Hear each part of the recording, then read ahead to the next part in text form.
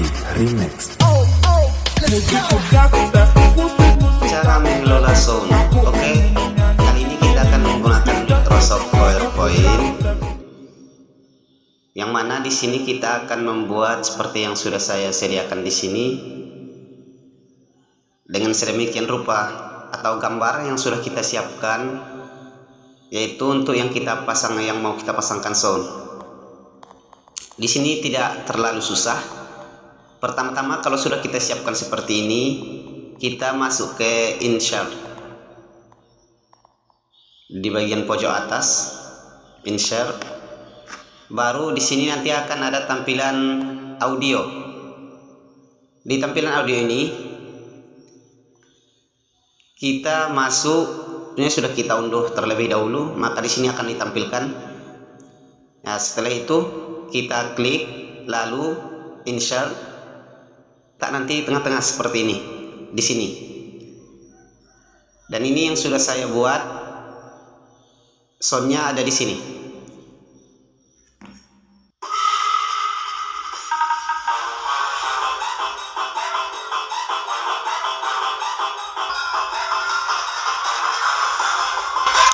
Oke, seperti itulah kira-kira cara mengelola sound. Begitu juga yang keduanya, kita bisa ambil sama seperti itu. Tinggal kita maunya aja, mau buat kayak gimana backgroundnya ini, tata peletaan tulisan, nama, atau bahkan foto kita dan channel dari sound yang kita ambil, dimana kita letakkan tempat soundnya berada, terserah kita saja. Seperti ini saya letakkan di sini, agak di atas sedikit, dan yang tadi yang pertama saya letakkan di bawah. Oke, sekian yang saya sampaikan dari cara pengelolaan sound. Lain lagi dengan cara pembuatan sound ataupun remix. Di sini saya akan menjelaskan cara mengelola animasi dengan menggunakan aplikasi Microsoft PowerPoint. Sekarang kita buka aplikasinya. Terus di situ kita melihat itu kan masih kosong. Jadi nanti di situ bisa kita tulis apapun yang mau kita tulis. Jadi di sini sebagai contoh, setelah ditulis mengelola animasi, ini cuma sebagai contoh ya. Kita tempel, terus nanti kalau kita mau mengubah bacaannya, kita klik tanda B di atas, itu untuk menebalkan tulisannya. Terus kita klik tanda U, itu untuk membuat garis bawahnya. Terus nanti kalau kita mau mengubah bacaannya, itu kita bisa pilih di situ. Jadi kalau kita mau ganti warna, itu nanti kita klik yang A. Di situ banyak varian warnanya. Di sini aku pilih warna merah agar lebih menyala gitu kan. Setelah itu kita warnai untuk backgroundnya. Itu di sudut kiri bisa kita lihat, di situ juga banyak varian warnanya. Bisa kita pilih. Di sini aku pilih warna biru. Untuk baris ketiganya itu ada efeknya juga untuk menghasilkan bayangan. Di situ banyak pilihannya. Kita bisa pilih bayangan seperti apa yang mau kita pilih. Nah, terus kita ke animation. Di situ kita bisa memilih ketika kalau kita mau bikin dia bergerak, kita bisa pilih terus di kolom berikutnya kita tulis lagi, terserah mau tulis apa.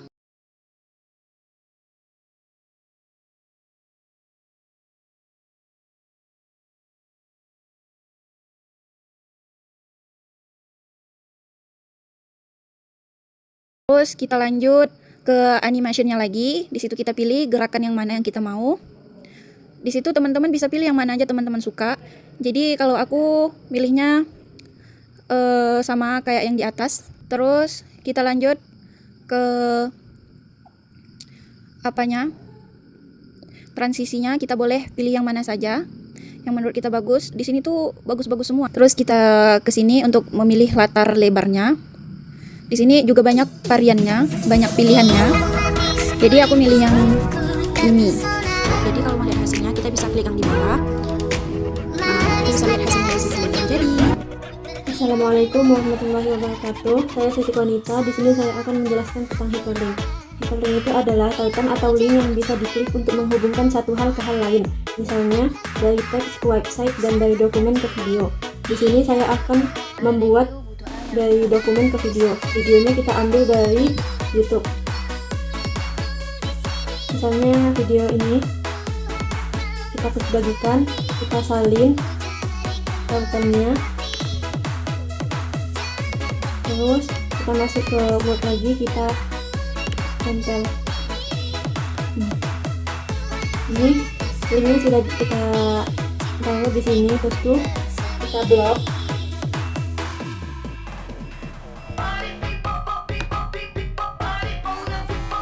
Lalu pencet CTRL-K, lalu pilih yang browser page, lalu kita klik OK. Nah, di sini linknya akan langsung otomatis jadi kita tinggal. Terus cara kita membuat dari teks ke website itu tuh kita ambil dari Google. Misalnya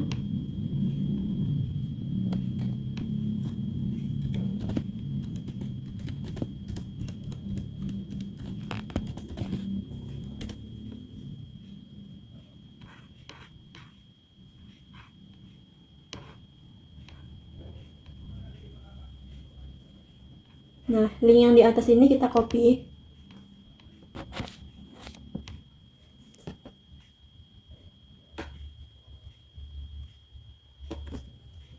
Kita copy. Lalu masuk ke Word lagi. Kita salin. Nah, kalau sudah di sini kita blok lagi.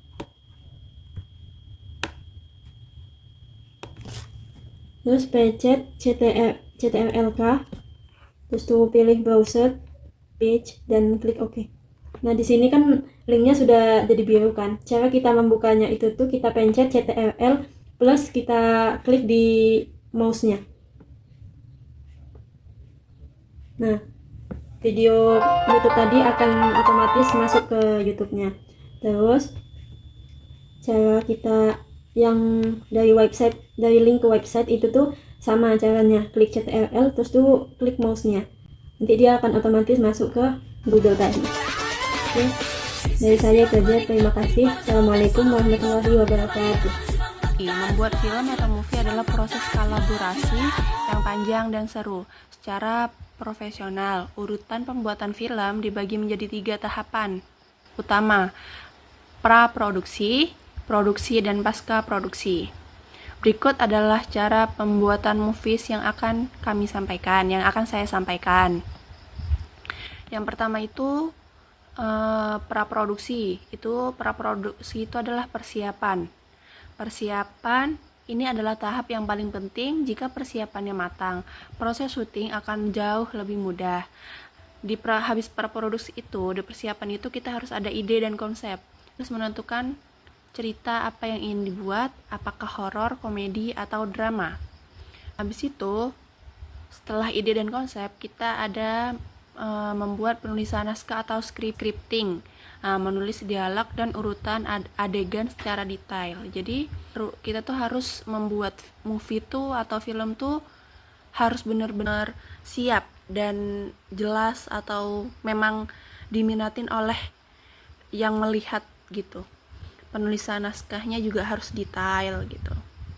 Jadi kita harus tahu storyboardnya itu apa, menggambarkan sketsanya bagaimana, sederhana, adegannya gimana, timnya atau posisi kameranya di mana, pemainnya berapa atau siapa gitu. Pembagian peran atau casting. Pembagian peran itu memilih siapa yang menjadi aktor, sutradara, kameramen, dan editor. Setelah pembagian peran, kita harus hunting lokasi, mencari lokasi di mana yang cocok untuk kita syuting. Habis hunting lokasi, kita mencarinya jadwal syuting, membuat rencana kapan, di mana adegan atau diambil. Yang kedua, itu produksi atau syuting, di mana tahap semua rencana di atas diwujudkan dalam bentuk rekaman atau video suara. Habis itu Tag video atau pengambilan gambar sesuai dengan naskah biasanya dilakukan berkali-kali atau multiple task sampai mendapatkan hasil terbaik. Ini nih ada recording audio, memastikan suara dialog terdengar jelas, seringkali menggunakan mikrofon tambahan agar tidak berisik. Nah, ini tahap terakhirnya, tahap merakit potongan-potongan video yang menjadi sebuah film yang utuh. Habis itu sound design, itu adalah menambahkan musik latar atau background, efek suara, langkah kaki, pintu terbuka, ada mengatur volume dialog. Habis itu visual effects atau VFX, menambahkan efek khusus jika diperlukan seperti tulisan atau efek JGI. Ini habis itu rendering atau ekspor, mengubah hasil edit menjadi file video final seperti MP4 yang siap ditonton. Oke, terima kasih. Segitu saja yang bisa saya jelaskan. Maaf jika ada kekurangan.